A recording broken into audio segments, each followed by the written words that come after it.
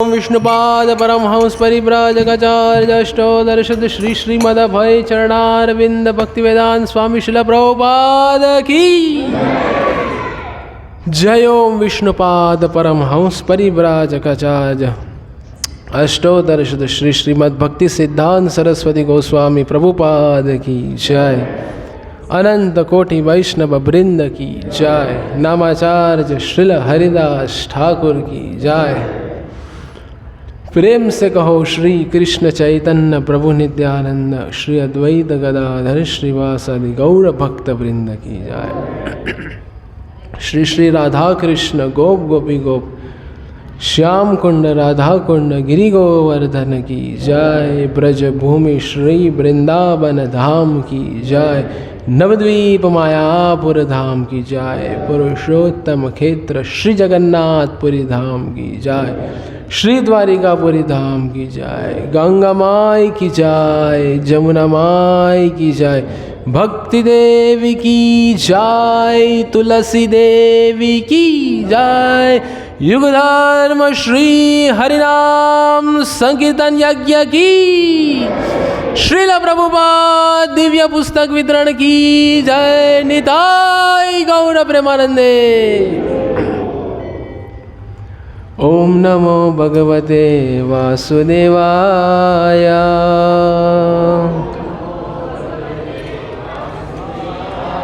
ओम नमो भगवते वासुदेवाय।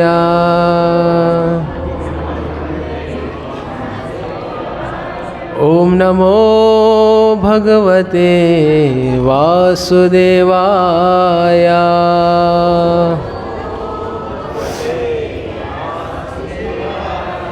श्रीमद् भगवद गीता अध्याय 4 श्लोक क्रमांक 12 नहीं श्लोक क्रमांक 14।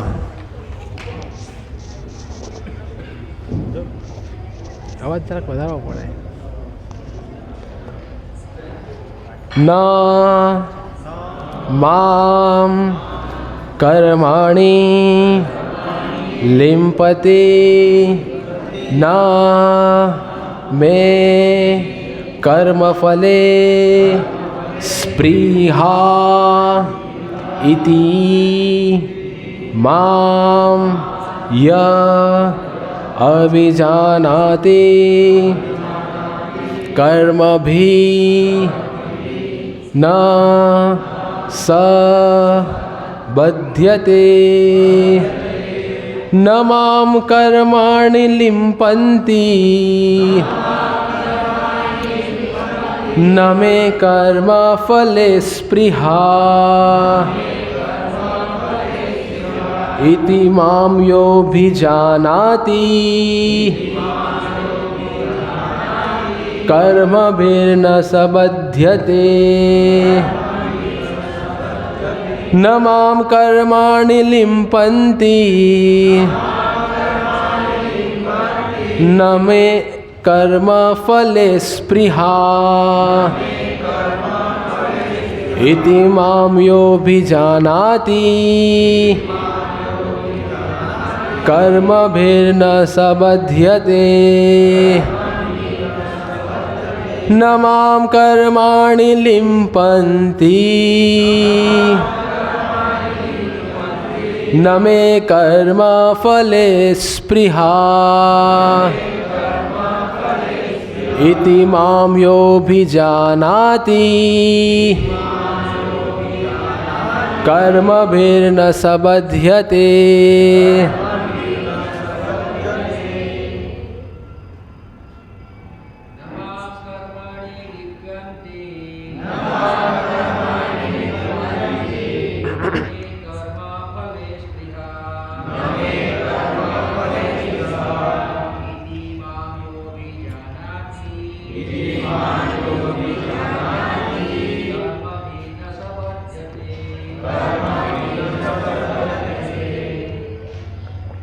माता जी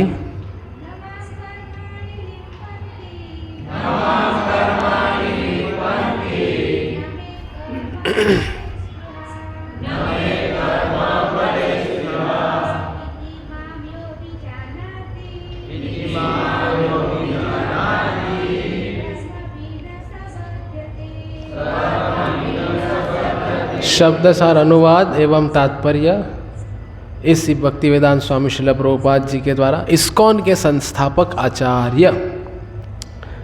ना कभी नहीं माम मुझको कर्माणि सभी प्रकार के कर्मा लिम्पन्ते प्रभावित करते हैं।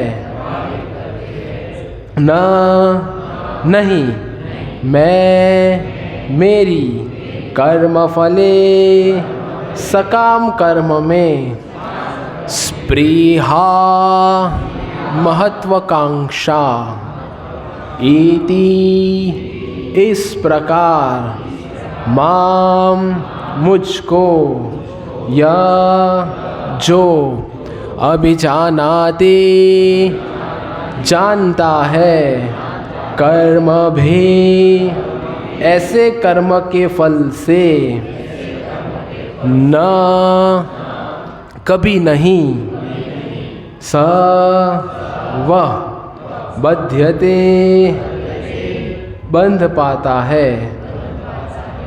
अनुवाद, मुझ पर किसी कर्म का प्रभाव नहीं पड़ता, न ही मैं कर्म फल की कामना करता हूँ। जो मेरे संबंध में इस सत्य को जानता है वह भी कर्म के फल के पाश में नहीं बंधता। ओम अज्ञानतिमिरन्धस्य ज्ञानाञ्जनशलाकया चक्षुरुन्मीलितं येन तस्मै श्रीगुरवे नमः। श्रीचैतन्यमनोभीष्टं स्थापितं येन भूतले स्वयं रूप कदा मह्यं ददाति स्वपदान्तिकं। वन्देऽहं श्रीगुरौ श्रीयुतपदकमलं श्रीगुरून् वैष्णवांश्च। श्रीरूपं साग्रजातं सहगणा रघुनाथान्वितं त्वं सजीवं साद्वैतं सावधूतं परिजनासहितं कृष्णचैतन्यदेवं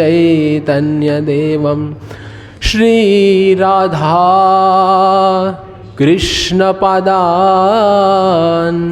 सहगणा ललिता श्रीविशाखान्वितांश्च।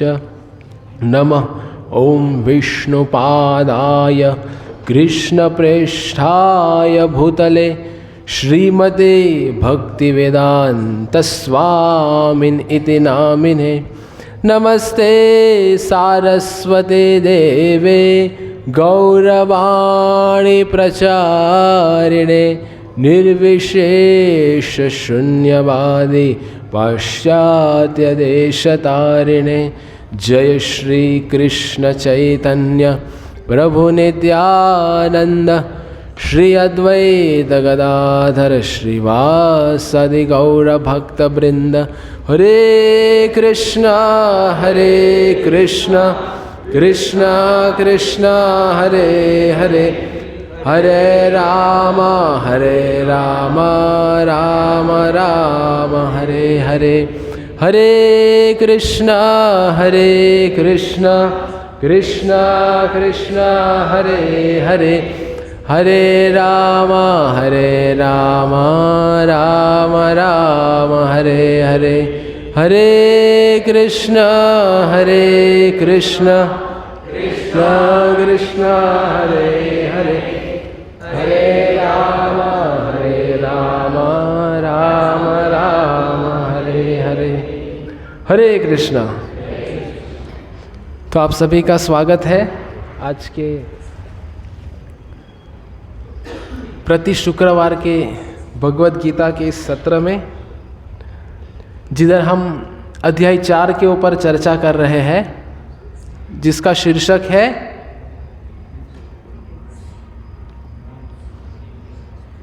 क्या है शीर्षक?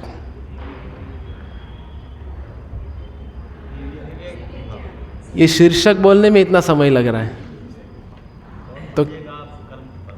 नहीं, वो तो प्रवचन का टाइटल है। ये अध्याय का शीर्षक है दिव्य ज्ञान। तो उसमें हम 14वें श्लोक के ऊपर चर्चा करेंगे।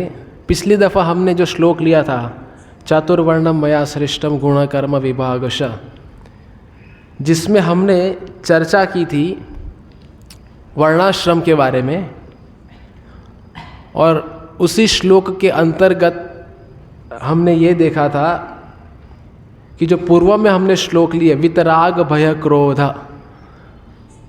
तो कैसे हम राग भय और क्रोध से बच के ये श्लोक का पालन करेंगे। और ये श्लोक के पालन करने में हमने ये बताया था कि इसीलिए श्रील प्रभुपाद जी चाहते थे, क्या चाहते थे? वर्णाश्रम की स्थापना। तो श्रील प्रभुपाद जी की अंतिम इच्छा थी कि मेरा 50% कार्य हुआ है, 50% कार्य अभी भी बाकी है, वो है वर्णाश्रम। जब कोई व्यक्ति वर्णाश्रम के अनुसार जीवन व्यतीत करता है, तो जो गुरु परंपरा से ये प्रवाह आया है, किसका प्रवाह? भक्ति का प्रवाह, वो हम सरलता से हमारे जीवन में अपना के हमारे जीवन को शुद्ध बना सकते हैं। फिर आता है आज का ये श्लोक। तो ये श्लोक श्रृंखला में आज के श्लोक से भगवान ये श्लोक से कर्म के बारे में बताना प्रारंभ करेंगे। किसके बारे में? कर्म। आज जो वातावरण है बाहर, जिसमें बहुत प्रचलित है कर्म कर्म कर्म, और अधिकांश लोग इसके ऊपर ज़्यादा जोर देते हैं।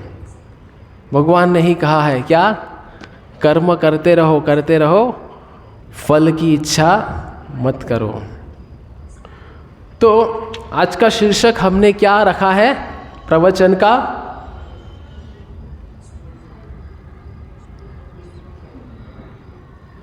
कितनी भी बार बताए, हमने ठान लिया है, आप बताते रहो। स्पृहा। क्या है स्पृहा? स्पृहा मतलब क्या? महत्वाकांक्षा।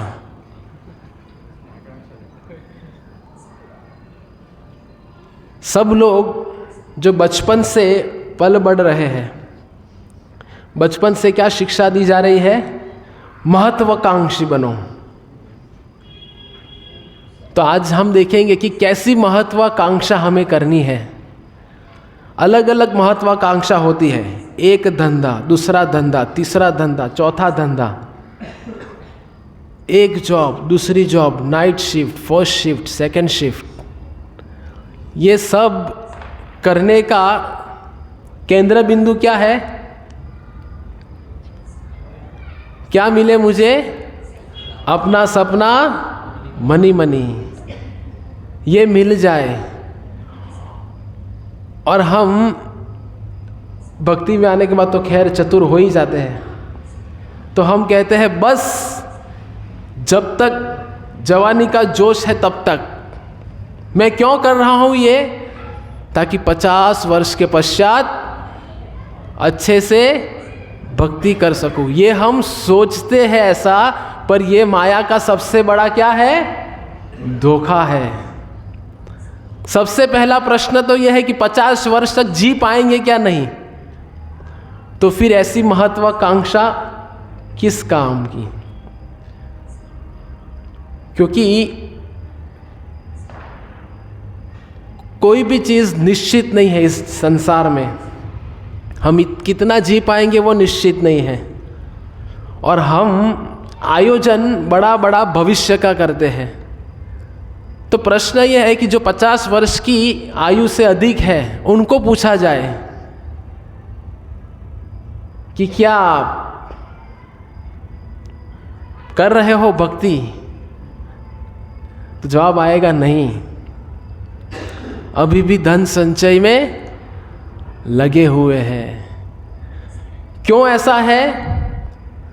क्योंकि एक चीज़ ऐसी है जो हमें सता रही है, जिसको अंग्रेजी में कहते हैं इनसिक्योरिटी। असुरक्षा है हमें।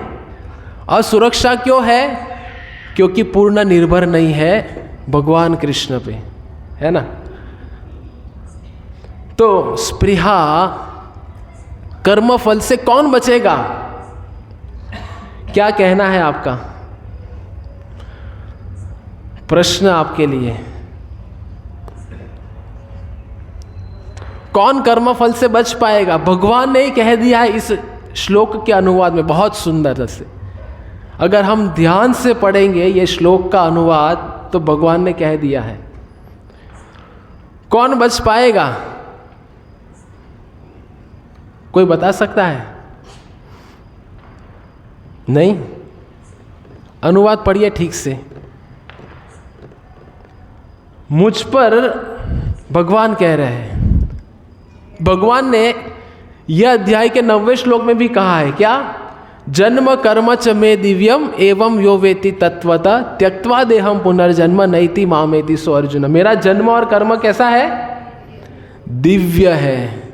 और जो व्यक्ति ये जान लेता है कि मेरा जन्म और कर्म दिव्य है तो उसका उद्धार निश्चित है। अर्थात भगवान क्या कहना चाह रहे हैं कि दिव्य मेरा जन्म कैसे है? क्योंकि मैं ये कर्म फल के चक्कर में नहीं आता। आप ये जान लो कि मैं मनुष्य अवतार में आके मनुष्य जैसी लीलाएं करता हूँ, फिर भी मैं उनसे प्रभावित नहीं होता। जैसे हम देखते हैं भगवान कृष्ण की जीवन लीला में, प्रभु श्री रामचंद्र जी की लीला में, कि एक मानवीय लीला कर रहे हैं पर वो इन सब चीज़ों से प्रभावित नहीं होते। तो अनुवाद में क्या कह रहे हैं? मुझ पर किसी कर्म का प्रभाव नहीं पड़ता। वापस से भगवान ये दोहरा रहे हैं क्योंकि भगवान जानते हैं कि हम सबसे बड़े क्या है? भुलक्कड़ है। हम भूल जाते हैं कि पिछली बार क्या चर्चा की थी। नहीं मैं कर्म फल की कामना करता हूं, ये जानना बहुत जरूरी है। जो मेरे संबंध में इस सत्य को जानता है, तो भगवान आगे क्या कह रहे हैं? वह भी, भगवान ने ऐसा नहीं कहा कि वह कर्म के फलों के पास में नहीं फंसता। भगवान ने क्या कहा है? वह भी कर्मों के फल के पास में नहीं बंधता। वह भी मतलब क्या कहना चाहते हैं भगवान? कि जो व्यक्ति कर्म कर रहा है पर कर्म के फल की कामना नहीं करता, वो कर्म बंधन में नहीं फंसेगा। तो भगवान ये सिद्ध करते हैं कि मैं कर्म करता हूं जब मैं इस धरातल पे अवतरित होता हूं लीला करने के लिए, पर मैं किसी भी कामना फल की नहीं रखता। तो भगवान ने इस श्लोक का मर्म बहुत स्पष्ट कर दिया है कि जो व्यक्ति कर्म कर रहा है पर कर्म के फल की कामना की महत्वाकांक्षा नहीं करता, वो कर्म फल में नहीं बंधता। हम सब लोग इस संसार में जो आए हुए हैं, जो हम कर्म कर रहे हैं, हम कर्म फल में बंध रहे हैं। तो हमें इस श्लोक से क्या सीखना है? जैसे हम कुछ कर्म करते हैं तो सबसे पहले हम फल का ख्वाब देखते हैं। मानो कोई रसोई घर में रसोई बना रहा है, तो उसको कुछ रसोई बनानी है, तो वो सोचेगा ये कैसा बनेगा, इसका स्वाद कैसा आएगा, इनको पसंद आएगा कि नहीं आएगा। तो कर्म करने से पहले फल की चिंता है, तो वो कर्म बांधने वाला है। कोई भी उदाहरण आप ले लीजिए, कोई भी व्यक्ति आज कुछ भी कर्म करे, भक्ति, अगर हमें श्रील प्रभुपाद जी की कृपा से संस्था में भक्ति प्रदान हुई है, तो हम जो भक्ति कर रहे हैं, तो हमारे मन में बड़ा प्रश्न ये आता है कि मुझे मिलेगा क्या? मैं मंदिर में जाऊंगा तो मिलेगा क्या? और जो धंधाकीय व्यक्ति है उसका दिमाग धंधे में चलता रहता है। जो मानो कोई LIC का एजेंट है, योगक्षेमम वहाम विहम, वो भी भगवत गीता का श्लोक उद्धृत किए हुए हैं। तो वो एजेंट हमेशा ढूंढता रहेगा कि मेरे कस्टमर किधर है। या कोई डॉक्टर होगा तो वो मरीज ढूंढता रहेगा इत्यादि इत्यादि इत्यादि। तो हम भक्ति भी करते हैं तो हम यह आकांक्षा में रहते हैं कि मुझे क्या मिलेगा। तो आगे हम देखेंगे इस श्लोक के तात्पर्यों में कि किस भाव से हमें भक्ति को अपनाना है। तो अभी पुस्तक वितरण चल रहा है, तो पुस्तक वितरण करते करते एक गांव में मैं पहुंचा। तो एक गांव में एक होटल देखा मैंने। तो होटल का नाम था कर्मा रेस्टोरेंट। कौन सा रेस्टोरेंट?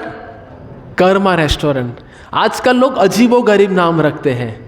जैसे उस दिन मैं बिल्लीमोरा से आ रहा था तो एक टपरी का नाम मैंने देखा। टपरी मतलब ठेला वाला। उसका नाम देखा फेसबुक चाट। क्या? फेसबुक चाट। तो लोग नाम ऐसे हटके रखते हैं कि देखने वाले को ऐसा प्रश्न पड़ता है कि ओ ऐसा क्या होगा। तो वो महत्वाकांक्षा से जाता है कि ये फेसबुक चाट में क्या होगा। तो ये नाम क्या था? कर्मा रेस्टोरेंट। तो जब मैंने नाम पढ़ा तो फिर मेरा कैलकुलेशन दिमाग में चालू हो गया और फिर ये श्लोक भी वही आ गया कर्मा के ऊपर।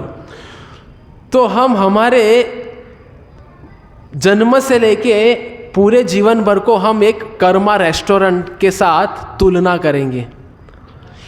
तो कर्मा रेस्टोरेंट में जो भी व्यक्ति आता है तो एंट्री कैसी है?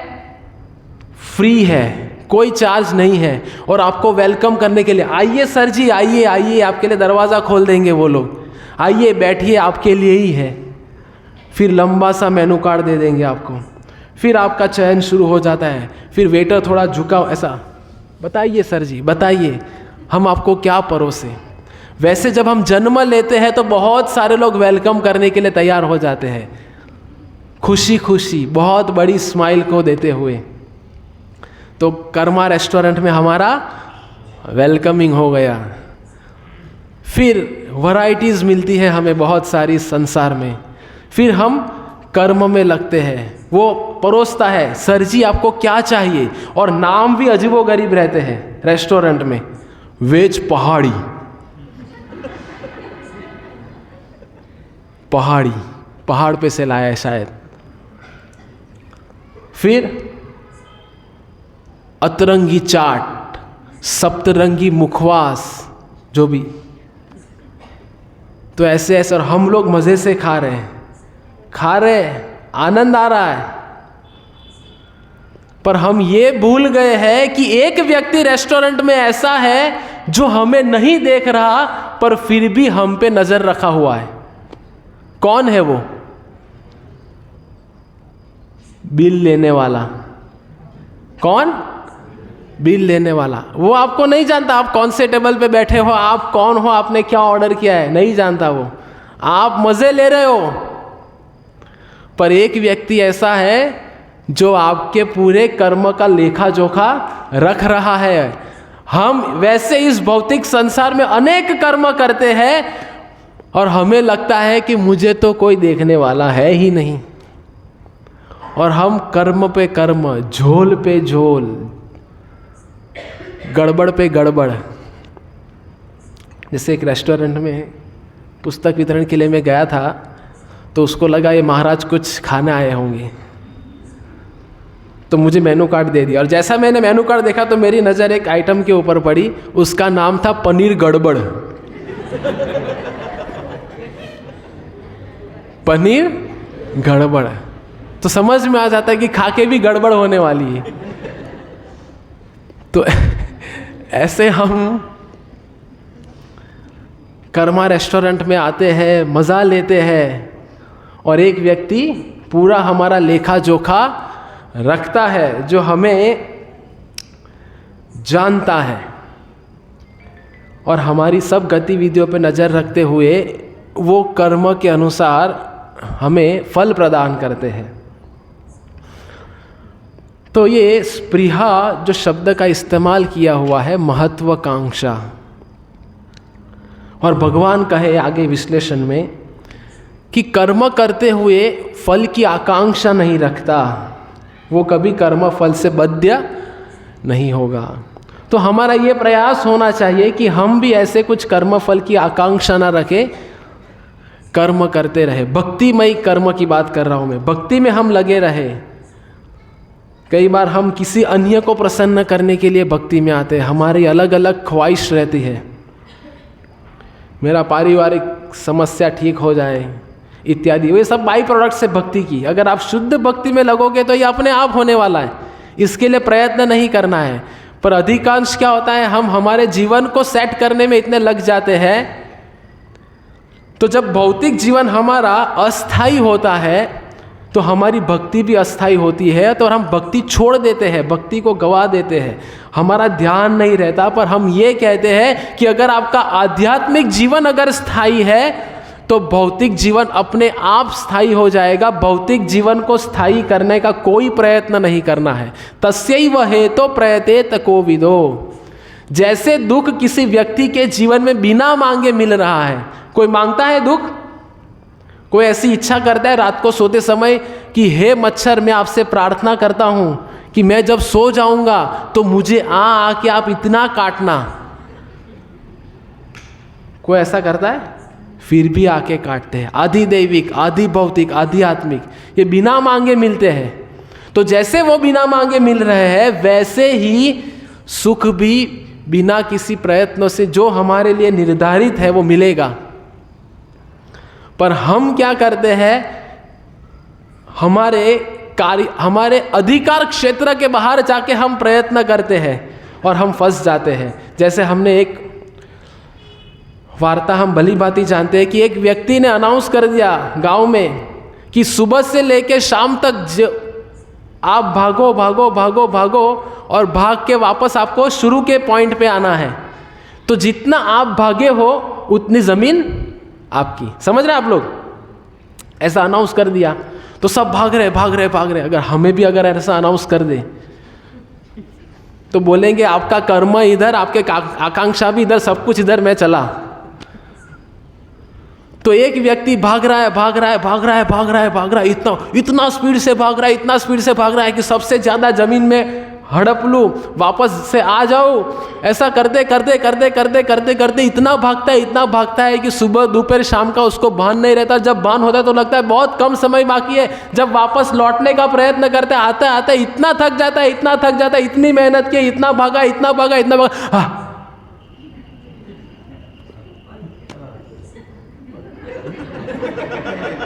नो वीजा, नो पासपोर्ट, सीधा ऊपर। तो कई बार ऐसा हो जाता है, इतना भागते हैं और हमारा गंतव्य क्या है वो हम भूल जाते हैं, क्योंकि लोभ है हमारे अंदर।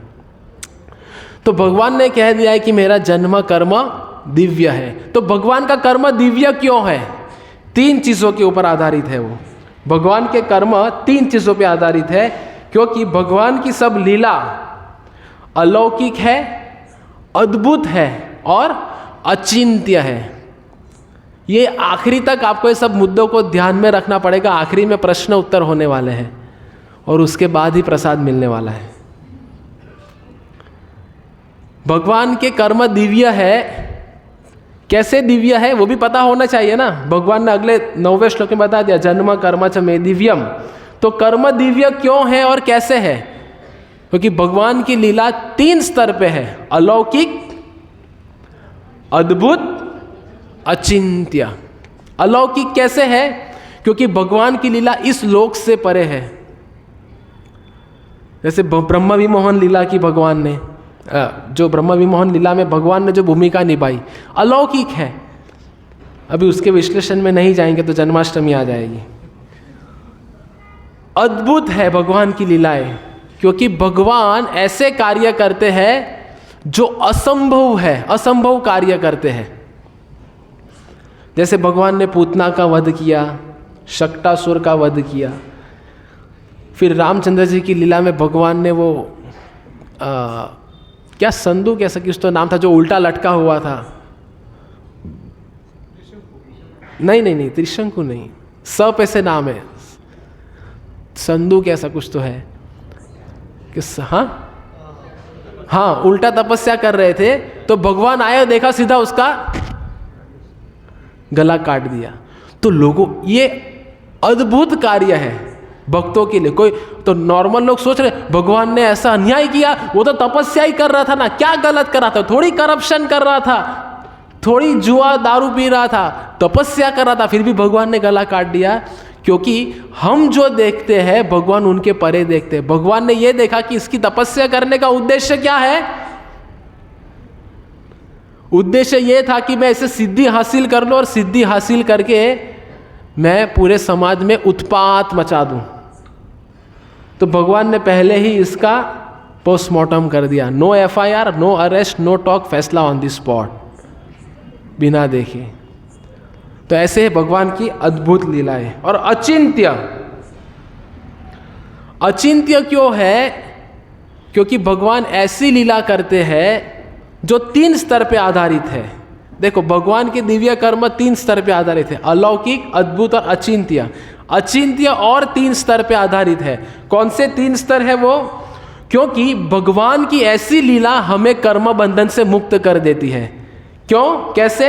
भगवान ने 9वें श्लोक में कहा, जो मेरे जन्म कर्म को जान लेता है। जन्म कर्म को जानना मतलब क्या? भगवान की लीलाओं को समझना। जो भगवान की लीला को समझते हैं, जानते हैं, वो कर्म बंधन से मुक्त हो जाते हैं। तो भक्त भी वही कार्य कर रहा है। जैसे वेज पहाड़ी और पनीर तूफानी एक होटल वाला बनाता है, बाय द वे आज के मेनू में वो नहीं है, और हरे कृष्ण मंदिर में बनता है। उन दोनों में अंतर क्या है? भुजन्ते ते अघम पापम। जो होटल में बन रहा है उसमें पाप बन रहा है, और जो मंदिर में बन रहा है वो जो भी खाएगा उनको पाप से मुक्त कर देगा।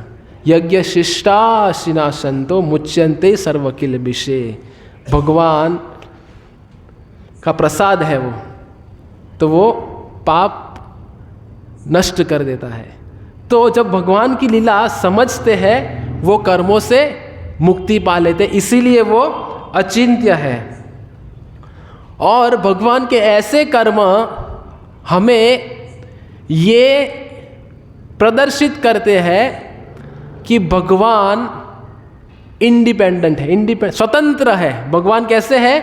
स्वतंत्र है। जो भगवान ने आज के श्लोक में कहा ना, मैं कर्म के फलों में नहीं बनता, अर्थात भगवान हर कार्य करने में स्वतंत्र है। लोग कहते हैं, क्यों मैं ये बता रहा हूं? क्योंकि अधिकांश लोगों की मानसिकता कैसे है? भगवान भी तो हमारे जैसे ही है ना। क्यों? क्योंकि भगवान ने भी देवकी और वसुदेव के गर्भ से जन्म लिया। प्रभु श्री रामचंद्र जी ने भी माता पिता की गोद से जन्म लिया, तो वो भी हमारे जैसे है। भगवान भी सीता माता के लिए विलाप किया, रामचंद्र जी ने। तो ऐसा लोग जो सोचते हैं कि ये हमारे जैसा है, इसका खंडन करने के लिए बता रहा हूं कि भगवान स्वतंत्र है, कि भगवान अपने कार्य करने में स्वतंत्र है। जो ये समझ लेता है उसका मतलब भगवान की लीला अचिंत्य है। जो भगवान के कर्म दिव्य है, जो हमें कर्म फल से मुक्ति प्रदान करने वाला है। और ये दूसरा, भगवान की लीला अचिंत्य क्यों है? क्योंकि वो हमारी श्रद्धा की परीक्षा है। क्योंकि भगवान ऐसी ऐसी लीलाएं करते हैं जिसमें हमारी श्रद्धा शायद डगमगा जाती है। जैसे मैंने वो प्रभु श्री रामचंद्र जी की लीला का एक उदाहरण दिया कि भगवान ने वो उल्टा तपस्या कर रहा था, उनका वध कर दिया। फिर भगवान श्री राम ने माता सीता को, जब वो गर्भवती थे, तो गुरु के आश्रम में भेज दिया। ये बहुत लंबा विषय है, पर ये मैं सिर्फ दृष्टांत दे रहा हूँ। तो ऐसी जब कुछ ऐसी लीला आती है शास्त्र में, तो हमारे विश्वास को तोड़ देते हैं। जैसे भगवान, हम 10वें स्कंध में देखते हैं, भगवान ने 16,108 महल बनाए। 16,108 भगवान की गोपियाँ थी, इत्यादि इत्यादि। तो एक बार मैं नासिक में इस चीज़ें बता रहा था, तो मैंने जब पूछा प्रवचन के बाद, किसी का कोई प्रश्न, तो प्रश्न ये पूछा कि आपने कहा कि भगवान की 16,108 रानियां हैं। तो बोलने में मुझे शर्म आ रही है। तो प्रश्न ये है मेरा, मतलब वो व्यक्ति पूछ रहा है कि इतने सारे टॉयलेट बाथरूम बनाए थे हर एक महल में, कि फिर कॉमन टॉयलेट बाथरूम था? तो ये हमारी सोच दिखाता है कि लोग कैसा कैसा सोचते हैं। फिर बोलते हैं कि हमारे जैसा पावर कप होता था क्या वो महलों में? लाइट जाती थी तो क्या करते थे? हमने कहा कि ये सब भगवान की जो लीलाएं है वो दिव्य स्तर पे है, जिधर ये सब चीज़ों की समस्या ही नहीं है। वो रत्नों से जड़ित महल है, उनसे वो प्रकाशित होते हैं, और भगवान खुद स्वयं प्रकाश है, क्योंकि भगवान से खुद प्रकाश निकलते हैं। तो इन सब चीज़ों में कोई सूर्य चंद्रमा की आवश्यकता नहीं है प्रकाशित होने के लिए। तो क्या होता है कि हम हमारी बुद्धि के हिसाब से सोचते हैं। तो जब मैं ये क्यों बता रहा हूँ, क्योंकि ऐसी ऐसी लीलाएं होती है और हमें ऐसे संशय होता है, और अगर हम मार्गदर्शन में नहीं है तो हमारी श्रद्धा निश्चित टूट जाती है। कई बार भक्तों के समुदाय में भी ऐसा होता है, हम सुनते हैं, पता है क्या क्या किया इसने, ऐसा नहीं करना चाहिए था, बहुत गलत किया, इसके साथ ऐसा हो गया। अरे भाई, पहले किसी अधिकृत व्यक्ति से पूछिए कि वाह ये सत्य है क्या नहीं। चर्चा करने से पहले सबसे पहला चेक पॉइंट है कि पहले जानिए कि ये सत्य है क्या। हम बिना सत्य जाने हुए पूरे समाज में थाली और बेलन लेके डिंग डिंग डिंग डिंग डिंग डिंग डिंग डिंग ढिंडोरा पीट देते हैं, तो कर्म फल में हम फंस जाएंगे। तो ये क्यों दिव्य कर्म की हम चर्चा कर रहे हैं कि अलौकिक, अद्भुत और अचिंत्य, ये सब कुछ इसीलिए क्योंकि ये भगवान की लीलाएं जीवात्माओं को आकर्षित करती है। और आकर्षित करने से क्या होता है, जब जीवात्मा का भगवान के साथ में संबंध स्थापित होता है तो वह कर्म बंधन से मुक्त होता है। कैसे? उसका उदाहरण है श्रील प्रभुपाद जी। श्रील प्रभुपाद जी जब पाश्चात्य देश में गए तो पाश्चात्य देश में जाके श्रील प्रभुपाद जी ने कृष्ण कथा की, कृष्ण कीर्तन किया। पाश्चात्य देश के लोगों के लिए कृष्ण भगवान को जानना, वो जानते ही नहीं थे कृष्ण भगवान कौन है, श्रीमती राधा रानी कौन है, चैतन्य महाप्रभु कौन है, कुछ नहीं जानते थे। लेकिन भगवान की लीला जो श्रील प्रभुपाद जी ने शुद्ध भाव से प्रकट की उनके समक्ष, तो सब जीवात्माओं को वो आकर्षित किए और उन्होंने चैतन्य महाप्रभु के मिशन में अपना सर्वस्व न्योछावर कर दिया। क्यों? क्योंकि भगवान कृष्ण की लीलाएं आकर्षित है, आकर्षित है, जो मैंने कहा ना, इसलिए वो कर्म के बंधन से मुक्त कर देती है। तो फिर ये श्लोक में अगला शब्द इस्तेमाल किया है अभिजानाति। अभिजानाति मतलब जानता है। क्या जानता है? तो ये दो श्लोक के ऊपर हम विश्लेषण कर रहे हैं आज के प्रवचन में, स्पृहा और अभिजानाति, महत्वाकांक्षा। अभी समझ गए महत्वाकांक्षा किसकी होनी चाहिए? अच्छा डॉक्टर, अच्छा इंजीनियर बनने की, है ना? नहीं तो किसकी होनी चाहिए? वो भी पता होना चाहिए ना। नहीं तो हाँ, इंजीनियर डॉक्टर नहीं बनना है तो बाहर के लोग बोलेंगे तो क्या करेंगे, तो हमारी श्रद्धा गई काम से। तो महत्वाकांक्षा क्या होनी चाहिए? अभी बताया, भूल गए।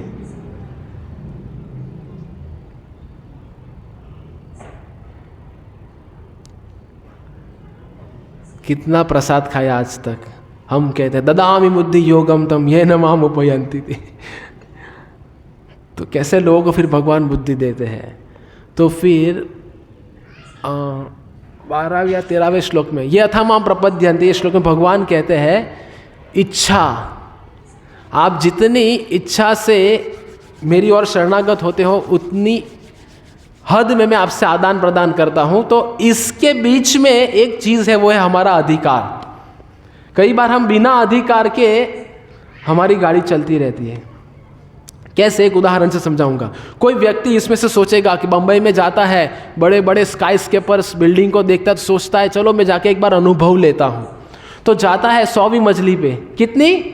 100वीं मंजिल पे जाके बालकनी में जाके वो सोचता है कि मैं भी एक पंछी के जैसी उड़ान भरूं, और बालकनी से कूद जाता है, तो क्या उड़ान भर पाएगा? हमेशा के लिए उड़ान लेता रहेगा वो।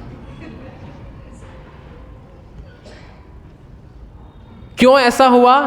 क्योंकि इच्छा तो उसने की, पर उड़ने का उसको अधिकार नहीं था। वैसे ही जीव बहुत सारी इच्छाएं करते हैं। भगवान के साथ आदान प्रदान करने के 5 रस है, शांत रस, दास्य रस, साख्य रस, वात्सल्य रस, माधुर्य रस। तो कई बार लोग वात्सल्य रस में आदान प्रदान करने की चेष्टा करते हैं। हम अधिकांश गुजराती समाज में देखते हैं, लड्डू गोपाल रखते हैं, बास्केट में लेते हैं, ट्रेन में मुसाफिर करते हैं, जिधर भी जाते उधर। तो ये भी वापस अलग विषय है। तो पहले देखना है कि शास्त्र के अनुसार क्या है ये सब चीज़ें। फिर लोगों को लगता है जो भी देना है, भगवान ने कहा यज्ञ शिष्टाशिनासन, तो आपने भी कहा है, तो जो भी हम ग्रहण करेंगे भगवान को अर्पित करेंगे। न्यूट्रिशियस का चिक्की लेके आए, शेंगदाना वाला, और रैपर के साथ में ही रख दिया, आप ले लो, ट्रांसफ़र कर लो, मैं खा लेता हूँ। जेपी बिस्किट बेकरी, मुझे टोस्ट पसंद है, मुझे माखनियाँ पसंद है, तो जेपी बिस्किट बेकरी ला के रख दी। बिस्किट खाने की इच्छा हो गई, गुड डे, मेरा डे गुड हो जाए, तो गुड डे रख दिया। तो भगवान इसको ग्रहण नहीं करेंगे, क्योंकि भगवान ने क्या कहा है? पत्रम पुष्पम फलम तोयम, ये देना है, पर कैसे? यो में भक्त्या प्रयच्छति, भक्ति भाव से बनाया हुआ।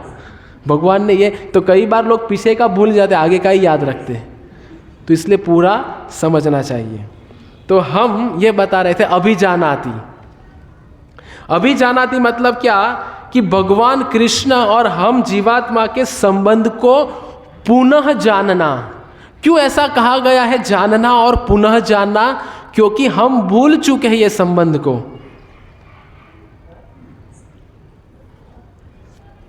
श्री संप्रदाय के रामानुजाचार्य जो गुरु है, अपनी एक टीका में वो प्रदर्शित करते हैं, जो मैं कहा ना, इच्छा और अधिकार का खेल, कि गुरु और शिष्य का भी एक कर्तव्य होता है कि गुरु को इसी चीज़ के ऊपर शिक्षा देनी है शिष्य को जो उसके अधिकार में हो। अगर उनके अधिकार में नहीं है तो गुरु शिष्य दोनों नरक में जाएंगे, ये 100% है। तो आजकल लोग भागवत सप्ताह में 10वें स्कंद के ऊपर चर्चा करते हैं, रास लीला के ऊपर, और रास लीला सुनने की हमारी योग्यता ही नहीं है। और बिना योग्यता के अगर कोई रासलीला के ऊपर चर्चा करेंगे तो वो किधर जाएंगे? गाड़ी सीधी जा रही है नरक की ओर। इसलिए श्रील प्रभुपाद को प्रश्न किया कि हमें आप रासलीला के बारे में बताइए। श्रील प्रभुपाद जी कहे आप सुनने के योग्य है, अधिकारी है, पर मैं बताने के अधिकारी नहीं हूँ। इनका मतलब ऐसा नहीं कि श्रील प्रभुपाद जी अधिकारी नहीं थे, उनको तो पूरा अधिकार था, पर वो हमें बता रहे थे व्याज स्तुति में। व्याज स्तुति मतलब क्या समझते हैं? एक न्याय है, एक व्याज स्तुति जिसमें कटाक्ष में बोलते हैं। जैसे अगर सास को बहू को बताना है तो बेटी को चिल्लाती है, तो समझने वाले को इशारा काफी है। इसको कहते हैं व्याज स्तुति। जैसे कोई कहता ना, क्या सब्जी बनाई आपने? करेले की सब्जी बनाई, तो भी समझ जाते भी करेला मतलब जो पसंद नहीं है, तो इसको व्याज स्तुति कहते हैं। तो प्रभुपाद जी कहे कि मेरा अधिकार नहीं, मतलब वो हमें सबको बताना चाह रहे थे कि आपका अधिकार नहीं है रासलीला सुनने का। तो ये है कि अधिकार के बिना तो हम ये सब कुछ भूल गए हैं। इसीलिए अभिजानाति मतलब पुनः से जानिए हमारे ये संबंध को। इसीलिए बार बार हम संबंध ज्ञान के ऊपर अधिकांश जोर देते हैं, क्योंकि यही हमारा अधिकार है, बाकी हमारा अधिकार है ही नहीं। तो विश्वनाथ चक्रवर्ती ठाकुर बहुत सुंदर ये श्लोक की उत्प्रेक्षा में लिखते हैं। क्या लिखते हैं? भगवान और भक्ति के बीच में का समन्वय बताते हैं, तुलना देते हैं भगवान और भक्ति के बीच की। क्या तुलना है? ध्यान रखिए तो ही आगे का समझ में आएगा। 3 चीज़ें की तुलना है। भगवान स्वतंत्र स्वराट है, वैसे भक्ति भी स्वतंत्र स्वराट है।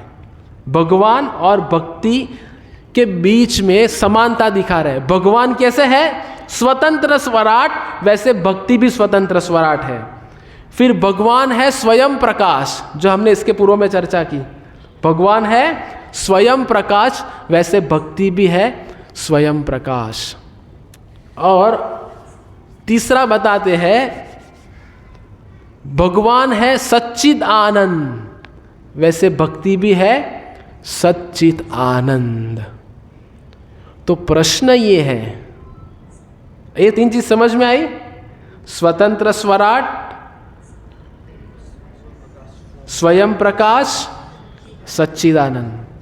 तो भगवान सच्चिदानंद है, भक्ति सच्चिदानंद है। तो हम जैसे लोग भक्ति कर रहे हैं, अगर भक्ति सच्चिदानंद है, पर हम कैसे हैं? असत, अचित, आनंद, निरानंद, कोई आनंद नहीं। तो फिर इसका तालमेल कैसे बैठेगा? प्रश्न है कि नहीं?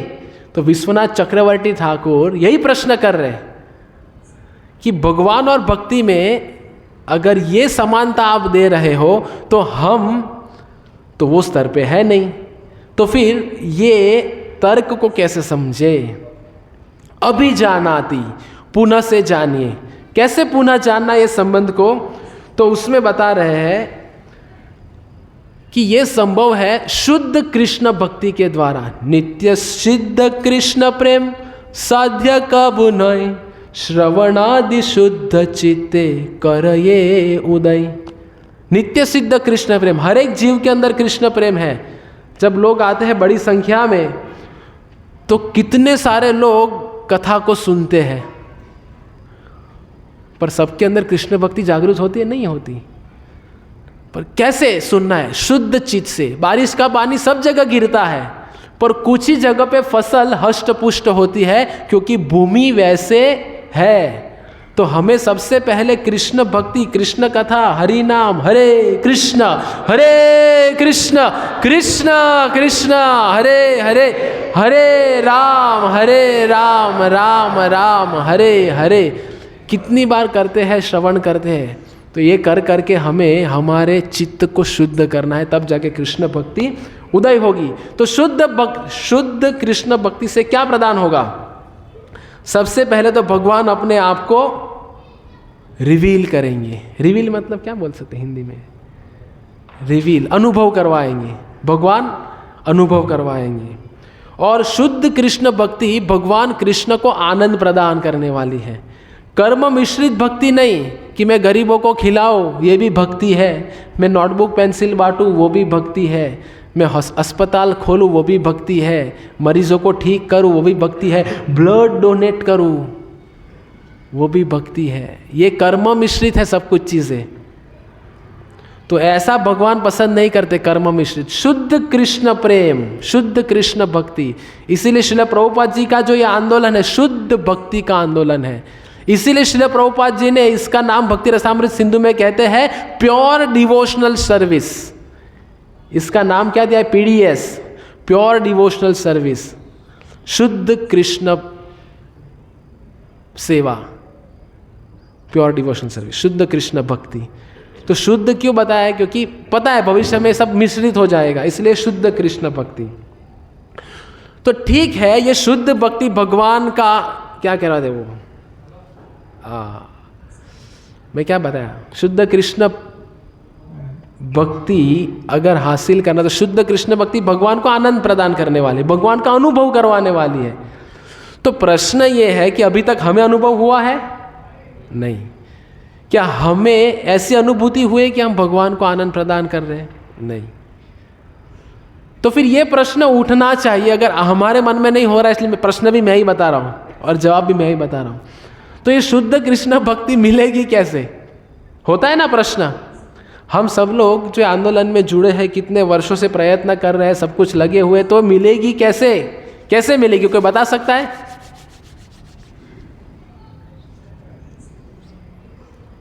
हाँ, सेवा भाव।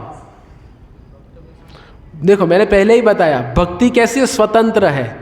तो ये तो भक्ति सेवा भाव पे निर्भर हो गई, तो स्वतंत्र कैसे हुई फिर भक्ति? इसलिए मैंने कहा ध्यान से सुनना। पहले तो भक्ति मैंने 3 चीज़ों में बताई ना, स्वयं प्रकाश, स्वतंत्र और सच्चिदानंद है। तो आप जो भी जवाब देंगे ये मापदंड है 3 चीजें। तो शुद्ध कृष्ण भक्ति कैसे मिलेगी? मैं प्रश्न पूछता हूं, क्या हमारे पूर्व कर्म पर निर्भर करती है ये जन्म में शुद्ध कृष्ण भक्ति?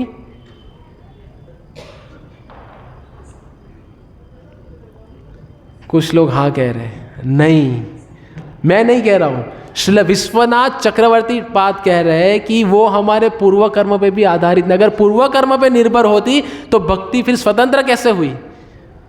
जो हमने पहले ही बताया कि भक्ति और भगवान का जो समन्वय बताया, तो भक्ति उसमें स्वतंत्र है,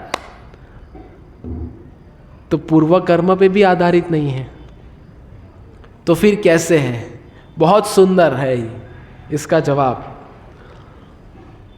अभी मेरा प्रश्न है, क्या वो कृष्ण भगवान की कृपा पे निर्भर है शुद्ध कृष्ण भक्ति? कि भगवान की कृपा हो जाए अहेतु की और हम शुद्ध कृष्ण भक्ति हासिल कर ले?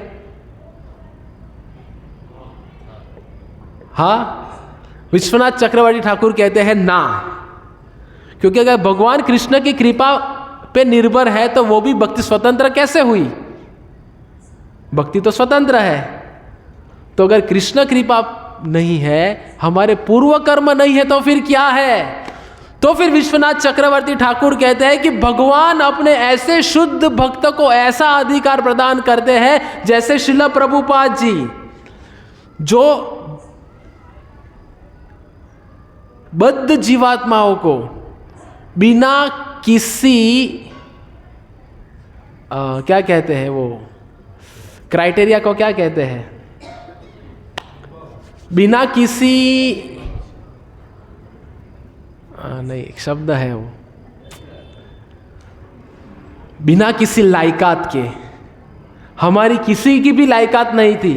जैसे एक बार प्रभुपाद जी को प्रश्न किया अपने शिष्यों ने कि प्रभुपाद ऐसी तो हमारी क्या योग्यता थी कि हमें कृष्ण भक्ति मिल गई? प्रभुपाद कहे आपकी कोई योग्यता नहीं थी, मैंने आपकी योग्यता बनाई कि आपके ऊपर भगवान कृष्ण की कृपा हो जाए। तो श्रील प्रभुपाद जी जैसे शुद्ध भक्त जब मध्यम अधिकारी स्तर पे आते हैं, 3 प्रकार के, कनिष्ठ, मध्यम और उत्तम। उत्तम अधिकारी है वो, पर मध्यम अधिकारी के स्तर पे आके जब प्रचार कार्य करके जब कृष्ण भगवान को होलसेल में लोगों को देते हैं अपनी किताबों के द्वारा। इसीलिए पुस्तक वितरण करना चाहिए कि जब किसी जीवात्मा के अंदर कृष्ण कृपा, पूर्व जन्म के कर्म, हाँ कुछ अंश तक वो है, मैं ऐसा नहीं कह रहा हूं कि नहीं है, पर विश्वनाथ चक्रवर्ती ठाकुर जोर किस बात पे दे रहे हैं कि जब तक ऐसे शुद्ध भक्त जैसे श्रील प्रभुपाद जी की कृपा जीवात्माओं के ऊपर नहीं होगी, तब तक कृष्ण प्रेम संभव नहीं है, शुद्ध कृष्ण भक्ति संभव नहीं है।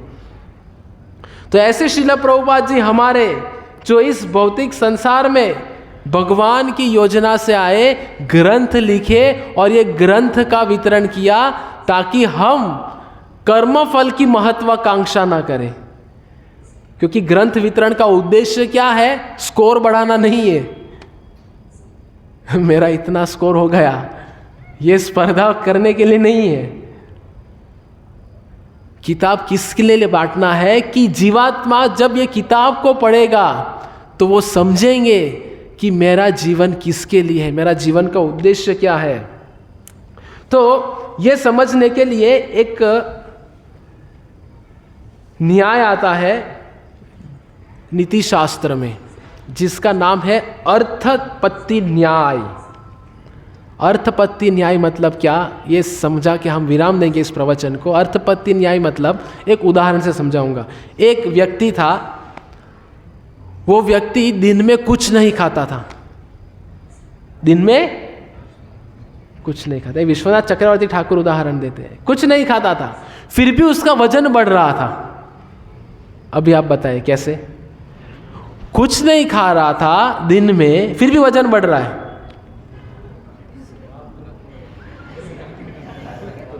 अर्थपत्ति न्याय। आप सोचेंगे आज क्या क्या बता रहे हैं आप। दिन में कुछ नहीं खा रहा था फिर भी वजन बढ़ रहा था, क्योंकि वो पूरी रात खाता था। तो कई बार, ये क्यों बता रहा हूं, लोग कृष्ण भक्ति में जुड़ते हैं, कहते हैं प्रभु जी मैं सब कुछ कर रहा हूं, सब कुछ कर रहा हूं भक्तों के संग में, पर जब अकेले होते हैं तो सब कुछ भंग कर देता हूं। तो ये नहीं होना चाहिए, क्योंकि हमारी श्रद्धा की परीक्षा कब होगी, जब हम अकेले हैं। तो वो अकेले में हम हमारे गुरु शिष्य परंपरा को कितने प्रामाणिक है वो निर्धारित करेगा हमारा कितना समर्पण है भगवान कृष्ण के प्रति, कितना समर्पण है श्रील प्रभुपाद जी के प्रति, और कितना उत्साह है हमारा श्रील प्रभुपाद जी की इन किताबों को माया की गोद में सोए हुए जीवात्मा की गोद में श्रील प्रभुपाद जी की पुस्तक को रखने के लिए। हम अभी तक इत्मीनान से हमारा जीवन चल रहा है, खिचड़ी कड़ी खा रहे हैं आराम से, कुछ भी हो जाए, प्रवचन सुनो ना सुनो, नींद आए या ना आए, कुछ भी पल्ले ना पड़े, एक चीज तो पल्ले पड़ने वाली है, वो है कृष्ण प्रसाद। तो ये न्याय के द्वारा विश्वनाथ चक्रवर्ती ठाकुर ये समझा रहे हैं कि ये कृष्ण भक्ति जो स्वतंत्र है, जो शुद्ध कृष्ण भक्ति करने से भगवान कृष्ण प्रसन्न होने वाले हैं, जो हमारे आराध्य है, तो वो तभी संभव होगा जब श्रील प्रभुपाद जी जैसे शुद्ध भक्त ये भक्ति को बांटेंगे, तब जाके वो हमारे लिए संभव है और हम उनके योग्य बनेंगे, तभी संभव है, अन्यथा हमारे लिए असंभव कार्य है ये। क्योंकि 4 नियम का पालन करना, ये करने में पूरा जीवन चला जाएगा, बहुत कठिन है। 16 माला जप करना, 16 माला करना भी भगवान और प्रभुपाद जी की कृपा के बिना आप नहीं कर पाओगे। तो कोई प्रश्न ये होता है, अगर कोई विचारशील व्यक्ति है तो कोई सोचेगा प्रभु आपने तो कहा कृष्ण कृपा के भी भक्ति निर्भर है, वो भी आपने कैंसल कर दिया फिर पूर्व जन्म को भी कैंसल कर दिया, तो अभी श्रील प्रभुपाद जी की कृपा से भी भक्ति मिले तो अभी भक्ति तो निर्भर हो गई ना, है कि नहीं? प्रश्न आपने कहा श्रील प्रभुपाद जी जैसे भक्त कृपा करेंगे तभी शुद्ध भक्ति प्रदान हो सकती है, तो ये भी तो भक्ति निर्भर हो गई ना, फिर स्वतंत्र कैसे हुई? तो भगवान ने ऐसे शुद्ध भक्तों को एक अधिकार दे दिया है कि आप के हृदय में इतनी करुणा है, तुम्हारा हृदय सदा गोविंद विश्राम।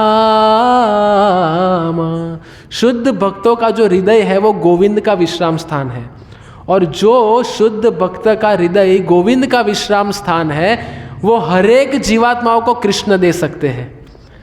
तो हमें क्या करना है कि हमारे हृदय में सिर्फ कृष्ण को लाना है, बस यही करना है, बाकी कुछ नहीं करना है। और जब कृष्ण भगवान हमारे हृदय में आएंगे तभी जाके हम जो भी हमारे संपर्क में आएंगे उनको कृष्ण भगवान दे सकते हैं, है कि नहीं? तो श्रील प्रभुपाद जी का जो हमने एक केस देखा कि ऐसे भक्त, शुद्ध भक्त आके हमें भक्ति प्रदान करते हैं, उनका मतलब क्योंकि भगवान ने उनको कह दिया है कि आप जाके भौतिक संसार में जिनके ऊपर भी कृपा करना चाहते हैं आप कृपा कर सकते हैं, मेरी ओर से आप स्वतंत्र हो। तो इसलिए शुद्ध भक्त आके ऐसे कार्य कर जाते हैं, इसलिए हमारे लिए बहुत ज़रूरी है श्रील प्रभुपाद जी की कृपा को प्राप्त करना और उनके वर्तमान आचार्य अनुयायी जो है उनकी कृपा प्राप्त करना, गुरु महाराज की कृपा प्राप्त करना। और वो कैसे मिलेगी? हम उनके शब्दों का पालन करेंगे तब जाके ये स्पृहा और अभिजानादि पुनः हमें संबंध स्थापित करना है भगवान के साथ, वो शुद्ध भक्ति में हम लगेंगे और हमारा जीवन धन्य बनाएंगे। हरे कृष्ण कृष्ण कृष्ण हरे हरे, हरे राम राम राम हरे हरे। श्रीमद् भगवद गीता यथारूप की जय, श्रील प्रभुपाद की जय, निताय गौर प्रेमानंदे।